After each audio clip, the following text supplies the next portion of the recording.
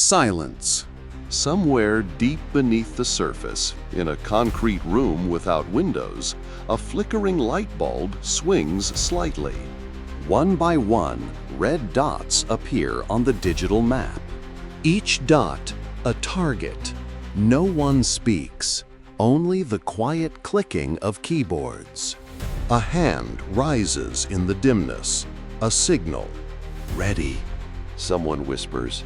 The commander nods. A single keystroke. The dots begin to move. Outside, in complete darkness, 5 silent flights begin. No sound, no fire, no trails. Only motion, only intent. Diaghilevo, an airbase in Ryazan Oblast. The night began like most others. 2 contract soldiers played cards. A third had fallen asleep, still hugging his rifle. The duty officer sat in a dim office, scrolling through a telegram channel marked internal. Silence. Flights canceled. Patrols reduced. Heavy fog, poor visibility. Some of the air defense systems had been set to standby. The electronic warfare unit switched to passive scan, saving power. One of the guards muttered, "Tonight's dead quiet, not even a ghost." The other just nodded. But a few minutes later, a sound. Not an engine, not rotors. A low hum, as if it came from inside the skull. One soldier stood up and glanced at the sky. Nothing. But the hum stayed. No alarms, no panic, just that feeling, like something old had turned to look their way. In the office, the officer set his phone down. He didn't know why, but his hand stopped scrolling. On the screen, the air defense grid froze. All icons were in place, but for 1 second, a new dot appeared over Diaghilevo, then vanished. No buttons pressed, no shouts of contact. And yet, later, those stationed there all said the same thing. It didn't start when we saw it. It started before that, when we felt it. They didn't launch from airfields, not from hangars, not from bases. They launched from trucks, wooden crates welded onto trailers made to look like construction shelters. But the roofs slid open, and inside, 10 drones lined like arrows. FPVs, manual control. These weren't scouts. They were built to destroy. Each truck, a silent runway. Each pilot, alone, in the dark, wearing headphones. A Starlink terminal blinking quietly nearby. No go command. No countdown.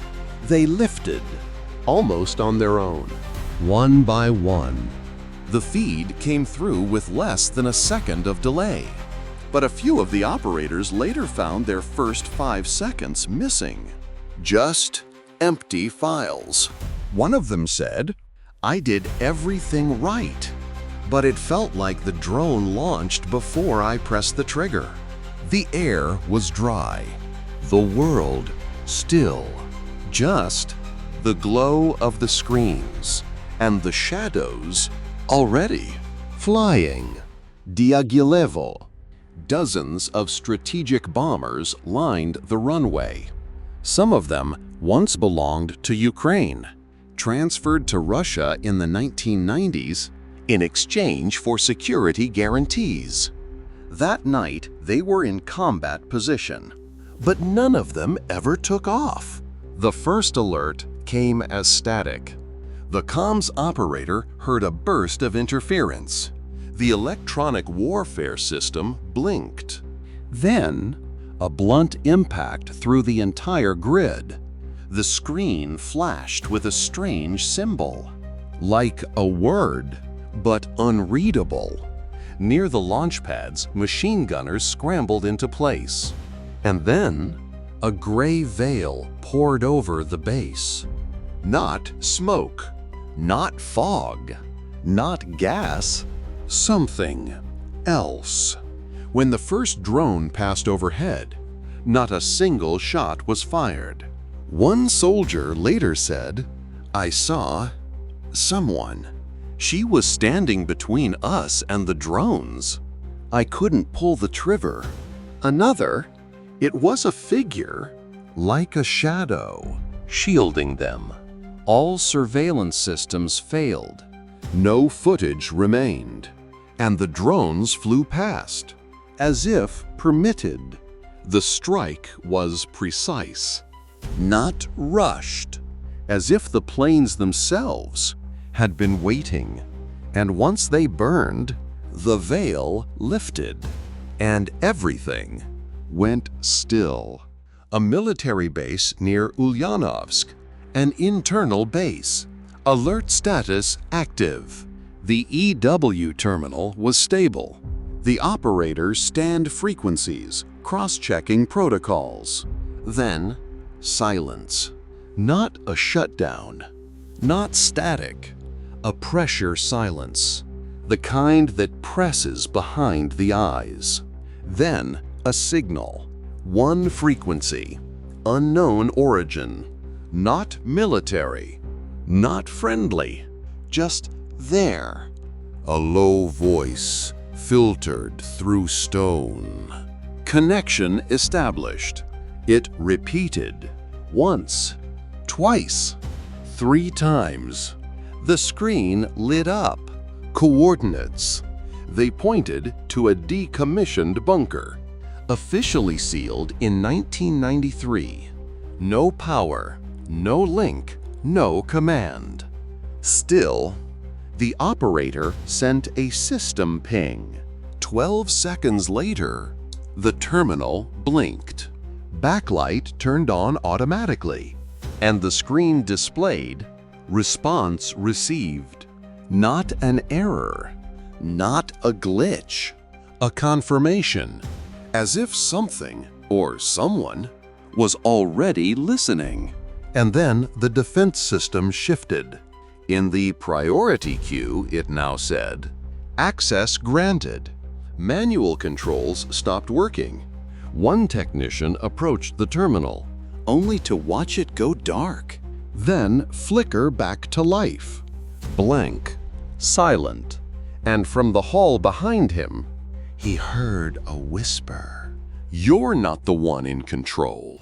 This wasn't the front line. It was the rear, an airfield, fortified with concrete blocks, surveillance towers, defense systems, and technical posts. One drone came in low, then another. The security post reported movement. Troops received the order to prepare to fire. But nothing happened. Hands froze on triggers, eyes locked on sights. No one fired. After the drones passed, silence lingered. One soldier later said, "I saw something alongside the drone, as if it was being led. It wasn't alone, and we weren't meant to interfere." Others didn't speak but nodded. One operator froze as if his hand was held back. "When the drones had vanished," he whispered. "They've passed already?" Systems came back online, but there was nothing left to stop. The 5th base was supposed to be the hardest. Deep in the north, one of Russia's largest strategic bomber hubs. High alert, robust air defense. But it was the only one that never answered. First, the video feed cut out. An operator reported, the screen went black. Not night, not static, just black. 30 seconds later, satellite recon froze. The program displayed, data unavailable, source not found. At first, they assumed a cyber attack, but everything else was working. Voice comms failed. Not a busy line, Not interference. just silence. One EW technician said, It felt like someone dampened the air itself. 3 hours after the expected strike, Olenya vanished from the internal system. Files were blank. Logs wouldn't load. Even the flight register refused to open. But one thing remained. A handwritten note left by a defense operator. We waited for orders, but nothing came. We realized we were no longer here. They found the note, But the operator was gone. Kiev, 1,000 kilometers away, the operators watched. every strike marked on the map. First hit, confirmed. Second, confirmed. The third base, no response. No data. Cameras, offline. Telemetry, 0. Drone feed, cut. The link wasn't destroyed. It was silenced, like someone pressed mute gently. The next day, Ukrainian intel intercepted chatter. One Russian soldier reportedly saw something in the smoke. His words were caught in the signal.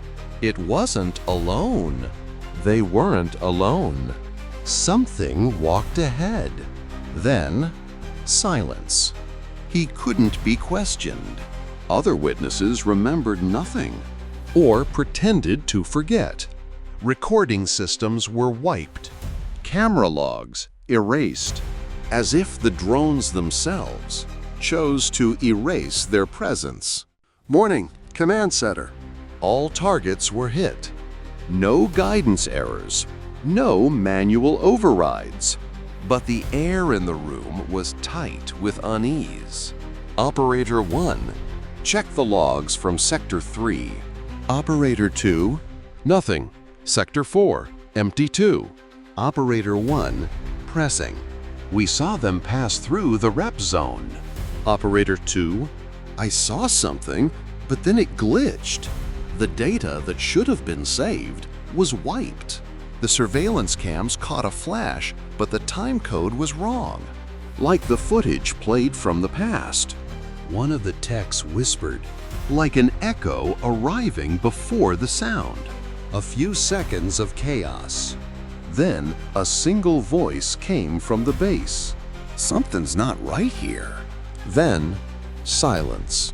The recording vanished, but several operators said the same words. They weren't flying alone. But with whom? No one could tell.